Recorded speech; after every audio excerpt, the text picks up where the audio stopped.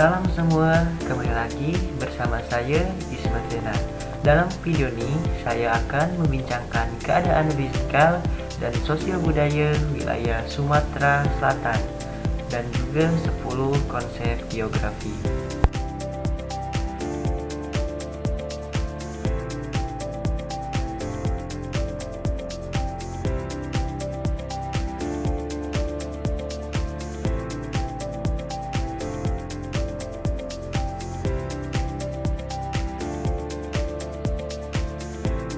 Nah, pembahasan yang pertama tentang sejarah Provinsi Sumatera Selatan. Provinsi Sumatera Selatan sejak berabad yang lalu dikenal juga dengan sebutan Bumi Sriwijaya.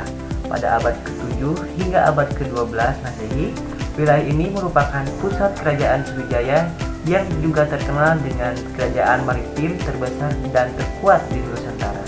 Nah, gaung dan pengaruhnya bahkan sampai ke Madagaskar di benua Afrika. Dan sejak abad ke-13 sampai abad ke-14, wilayah ini berada di bawah kekuasaan Majapahit. Selanjutnya, wilayah ini pernah menjadi daerah tak bertuan dan bersarangnya bajak laut dari mancanegara, terutama dari negeri Cina. Kondisi fisik Provinsi Sumatera Selatan. Yang pertama tentang letak astronomis. Letak astronomis Provinsi Sumatera Selatan adalah 1 derajat 37 menit sampai 4 derajat 55 menit lintang selatan dan 102 derajat 3 menit sampai 106 derajat 13 menit bujur timur. Luas wilayah Provinsi Sumatera Selatan adalah 87.017 km persegi. Selanjutnya, batas administratif Provinsi Sumatera Selatan. Provinsi Sumatera Selatan berbatasan dengan Provinsi Jambi di sebelah utara, berbatasan dengan Provinsi Lampung di sebelah selatan, berbatasan dengan Provinsi Bangka Belitung di sebelah timur, dan berbatasan dengan Provinsi Bengkulu di sebelah barat. Topografi di Sumatera Selatan. Provinsi Sumatera Selatan memiliki topografi yang bervariasi, mulai dari daerah pantai, dataran rendah, dataran tinggi, dan pegunungan. Wilayah Sumatera Selatan memiliki bentangan wilayah dari barat ke timur dengan ketinggian antara 400 sampai 1700 meter di atas permukaan laut. Wilayah dengan ketinggian rata-rata antara 900 sampai 1200 meter di permukaan laut berada pada bagian barat yang merupakan pegunungan Bukit Barisan. Pegunungan Bukit Barisan ini memiliki puncak-puncak dengan ketinggian tertinggi berada di Gunung Dempo dengan ketinggian 3.159 meter di atas permukaan laut. Kemudian Gunung Bungkuk dengan ketinggian 2.125 meter di bawah permukaan laut. Gunung Seminung dengan ketinggian 1.964 meter di atas permukaan laut, dan Gunung Patah dengan ketinggian 1107 meter di atas permukaan laut. Bagian timur merupakan daerah pantai dengan tanah terdiri dari rawa dan payau yang dipengaruhi oleh pasang surut.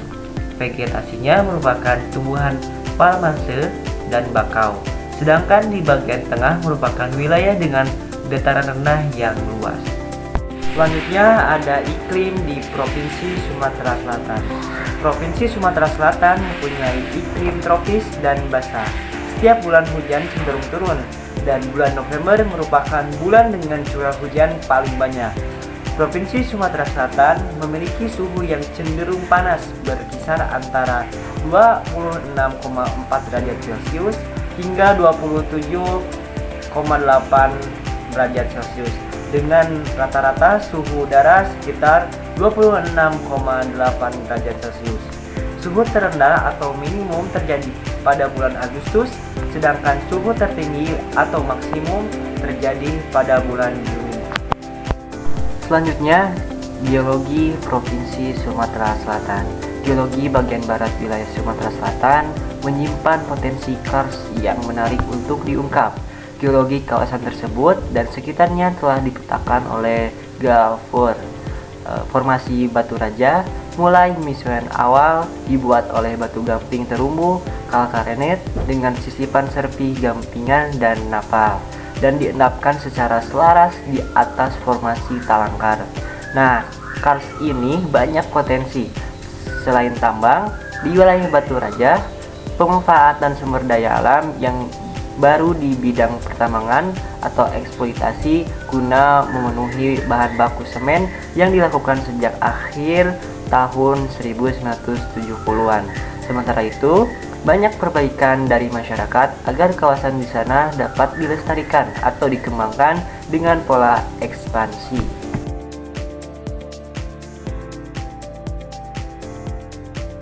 Demografi Provinsi Sumatera Selatan.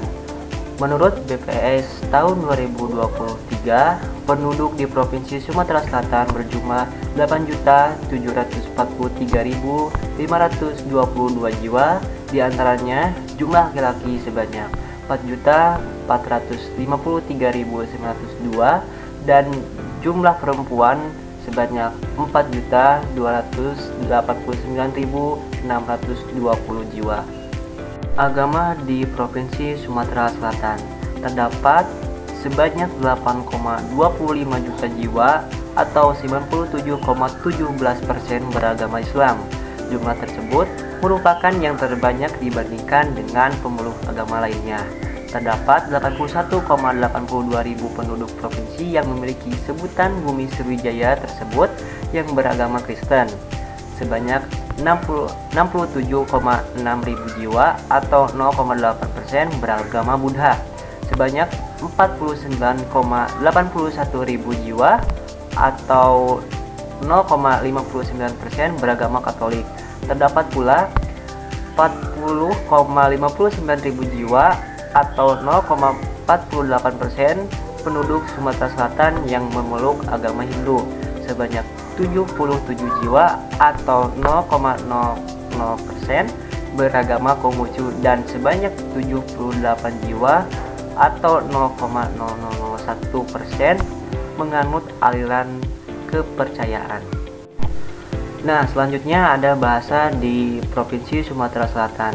Yang pertama ada bahasa Kayu Agung, bahasa Komering, bahasa Lematang, bahasa Melayu, bahasa Jawa, bahasa Ogan, dan bahasa Pedamaran. Di Provinsi Sumatera Selatan terdapat suku-suku yang diami Provinsi Sumatera Selatan. Yang pertama ada suku Melayu, yang kedua ada suku Jawa, yang ketiga ada suku Sunda, yang keempat ada suku Tionghoa, dan yang kelima ada suku Minangkabau. Nah, terdapat juga rumah adat di Provinsi Sumatera Selatan. Yang pertama ada rumah limas, rumah adat khas Palembang yang berbentuk limas dan dibangun dengan gaya panggung. Nah, rumah limas memiliki 5 tingkat yang melambangkan 5 emas, yaitu keagungan, rukun dan damai, sopan santun, aman dan subur, serta makmur dan sejahtera. Rumah limas sering digunakan untuk acara adat dan pesta pernikahan. Terus yang selanjutnya ada rumah cara gudang. Rumah adat dengan atap berbentuk limas dan lantai panggung tanpa kijing. Rumah ini muncul untuk menghapuskan konsep kijing yang membedakan status sosial penghuninya. Lanjut, ada rumah tatahan. Rumah adat yang memiliki banyak lukisan dengan ornamen khusus berbentuk patahan. Seterusnya ada rumah kilapan. Nah, rumah kilapan ini rumah adat yang di dindingnya dihaluskan menggunakan ketam dan sugu sehingga tidak memiliki ukiran. Terus yang terakhir ada rumah ulu. Nah, rumah ulu ini rumah adat suku Semende di Muara Enim yang berbentuk rumah panggung. Rumah ini memiliki kemiripan dengan rumah ulu Basemah, namun memiliki lebih banyak jendela. Tarian khas Provinsi Sumatera Selatan. Yang pertama ada Tari Gending Sriwijaya. Tarian kolosal peninggalan kerajaan Sriwijaya yang menggambarkan kegembiraan dan keramahan masyarakat Palembang. Nah, tarian ini biasanya ditampilkan untuk menyambut tamu. Terus, tari tanggai tarian yang menggunakan tanggai pada 8 jari kecuali jempol. Tarian ini digunakan untuk menjambut tamu agung, acara resmi, dan acara resepsi pernikahan. Selanjutnya ada tari erai-erai tarian. Tari yang menggambarkan sukacita masyarakat saat musim panen padi. Kata erai-erai berarti serai serumpun yang melambangkan persatuan meski berada dalam keberagaman. Selanjutnya ada tari gegerit tarian tradisional Lahat yang menceritakan tentang perjuangan kaum perempuan dalam menghadapi penjajahan. Makanan khas Provinsi Sumatera Selatan. Yang pertama ada pempek, makanan khas Palembang yang terbuat dari ikan dan tepung sagu, lalu digoreng dan disajikan dengan kuah cuko. Ada berbagai jenis pempek seperti pempek lenjer, kapal selam, adaan, pistil, dan keriting. Selanjutnya ada taekwan. Nah, makanan yang berkuah dengan kaldu dan dicampur dengan mie putih, jamur kuping, bawang goreng, dan bengkoang. Selanjutnya ada mie kelor, makanan yang terbuat dari mie kuning dan disajikan dengan udang segar, togeh, dan telur. Selanjutnya ada laksan, makanan yang terbuat dari sagu dan ikan, lalu disajikan dengan kuah santan merah. Lanjut ada pindang tulang iga sapi, makanan yang memiliki kuah pindang yang hampir sama dengan pindang ikan, tapi bahan utamanya adalah tulang iga sapi. Selanjutnya ada tradisi di Provinsi Sumatera Selatan. Yang pertama ada mandi kasai. Nah, tradisi yang dilakukan masyarakat Lubuk Linggau menjelang pernikahan yaitu memandikan sepasang kekasih di sungai. Tradisi ini memiliki makna untuk membersihkan jiwa dan raga serta sebagai pertanda bahwa sepasang kekasih akan memasuki kehidupan berumah tangga. Yang kedua ada rumpa-rumpa. Tradisi yang dilakukan masyarakat Kelurahan Kutobatu, Palembang untuk memeriahkan hari raya Idul Fitri dan Idul Adha. Tradisi ini merupakan bentuk rasa syukur, kebahagiaan, dan kemenangan. Lanjut, yang ketiga ada bekarang iwa. Tradisi yang dilakukan masyarakat Palembang untuk menangkap ikan secara bersama-sama di Sungai Lacak. Nah, tradisi ini dilakukan untuk menghormati leluhur dan bersyukur atas aliran sungai yang menjadi sumber mata pencahariannya. Sumber daya alam yang ada di Provinsi Sumatera Selatan. Salah satunya adalah energi minyak bumi, gas bumi, batu bara, panas bumi, biomasa, mikrohidro, dan gambut. Potensi sumber daya energi yang melimpah ini menjadikan Sumatera Selatan sebagai lumbung energi nasional. Selanjutnya, pertanian tanah subur di Sumatera Selatan mendukung pertumbuhan tanaman padi, karet, lada, ubi, jagung, singkong, dan kedelai. Hasil pertanian ini mendukung sektor agroindustri, menciptakan lapangan kerja, dan meningkatkan pendapatan petani. Selanjutnya ada Sungai Musi, merupakan sungai terpanjang di Pulau Sumatera dengan panjang sekitar 750 km. Sungai ini menjadi tempat yang subur bagi budidaya, pertanian, dan perikanan, dan penghubung bagi perdagangan antar daerah. Konsep geografi Provinsi Sumatera Selatan. Yang pertama ada lokasi. Nah, lokasi ini terbagi menjadi dua, yaitu lokasi absolut dan juga relatif. Lokasi absolut adalah letak yang relatif tetap dan bertumbuh pada letak astronomis. Nah, letak astronomis Provinsi Sumatera Selatan ini adalah 1 derajat 30 menit sampai 4 derajat 55 menit lintang selatan dan 102 derajat 3 menit sampai 106 derajat 13 menit bujur timur. Nah, selanjutnya ada letak relatif. Nah, letak relatif ini atau tempat yang dilihat dari daerah lain di sekitarnya. Lokasi relatif dapat berganti-ganti sesuai dengan objek yang ada di sekitarnya. Nah, letak relatif Sumatera Selatan dilihat dari peta Indonesia berada di sebelah barat. Jika dilihat dari sudut pandang benua Asia Timur berada di sebelah selatan. Nah, jika dilihat dari benua Australia berada di utara, dan dilihat dari benua Asia Selatan, Asia Tengah, dan Asia Barat berada di sebelah timur. Nah, yang kedua ada jarak. Jarak ini adalah ruang yang menghubungkan antara dua lokasi atau dua objek. Konsep jarak dibagi menjadi dua, yaitu jarak mutlak dan jarak relatif. Jarak mutlak adalah jarak dua tempat yang diukur berdasarkan garis lurus di udara yang mudah diukur pada peta. Contohnya adalah jarak antara kota Palembang dengan kota Pagar Alam berjarak 209 km. Lalu, jarak relatif bisa dinyatakan pada jarak tempuh baik yang berkaitan dengan waktu perjalanan yang diperlukan maupun satuan biaya angkutan.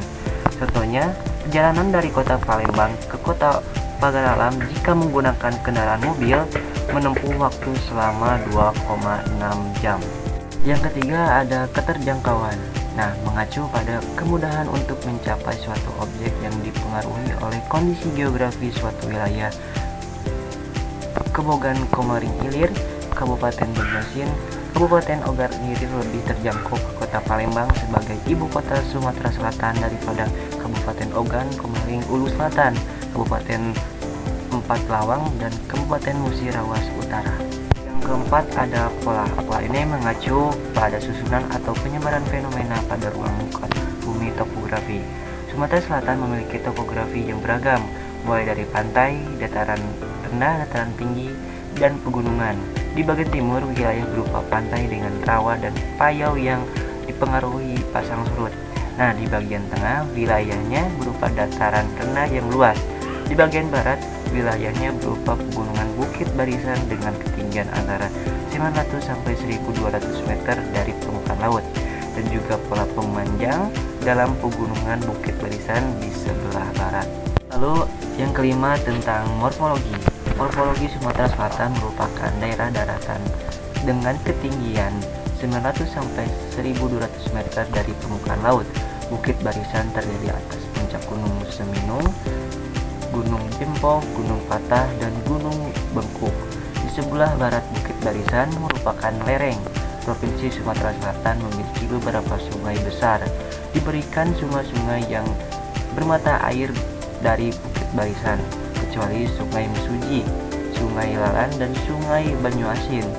Sungai yang bermata air dari bukit barisan dan bermuara ke Selat Bangka adalah Sungai Musi, Sungai Ogan, Sungai Komering, Sungai Lematang, Sungai Kelingi, Sungai Lakitan, Sungai Rupit, dan Sungai Rawas adalah anak Sungai Musi. Lalu yang keenam, aglomerasi. Kecenderungan persebaran yang bersifat mengelompok pada suatu wilayah. Contohnya di Palembang, kota sebagai kota metropolitan area. Kota Palembang di sekitarnya seperti Banyuasin, Ogan Ilir, dan Muara Enim membentuk aglomerasi perkotaan yang menjadi pusat perdagangan, jasa, dan pendidikan di Sumatera Selatan. Dengan banyaknya penduduk dan infrastruktur, kawasan ini menjadi pusat perekonomian regional. Selanjutnya ada interaksi dan interdependensi. Konsep ini berkaitan dengan hubungan timbal balik atau saling ketergantungan antar wilayah. Contohnya masyarakat yang tinggal di pesisir seperti di Kabupaten Banyuasin dan di Kabupaten Ogan Komering Ilir bermata pencaharian sebagai petani dan hasilnya akan dijual ke daerah kota seperti kota Palembang. Kota Palembang sebagai ibu kotanya Sumatera Selatan membutuhkan pasokan hasil sumber daya laut seperti ikan yang akan diperjualkan di pasar. Ada nilai kegunaan. Nilai kegunaan ini mengacu pada kelebihan yang dimiliki suatu tempat atau wilayah tertentu dan memiliki nilai kegunaan yang berbeda berdasarkan fungsinya. Contohnya di Gunung Dempo yang menyuguhkan pemandangan sangat indah menjadi atap di Sumatera Selatan. Selanjutnya, keterkaitan antar ruang. Konsep ini menunjukkan tingkat hubungan antar wilayah. Contohnya Sungai Musi. Sungai Musi sebagai jalur transportasi utama. Sungai Musi menghubungkan berbagai daerah di Sumatera Selatan, termasuk kota Palembang, Banyuasin, dan Musi Banyuasin. Sungai ini tidak hanya mendukung aktivitas perdagangan, tetapi juga menghubungkan masyarakat di wilayah hulu dan hilir. Selanjutnya yang terakhir ada diferensiasi area. Diferensiasi area menggambarkan keunikan atau karakteristik antara wilayah satu dengan yang lainnya. Contohnya kota Palembang sebagai pusat perekonomian dan juga kualitas pendidikan yang memadai seperti UNSRI, Universitas Sriwijaya. Sedangkan di Banyuasin lebih ke nelayan karena dekat dengan laut.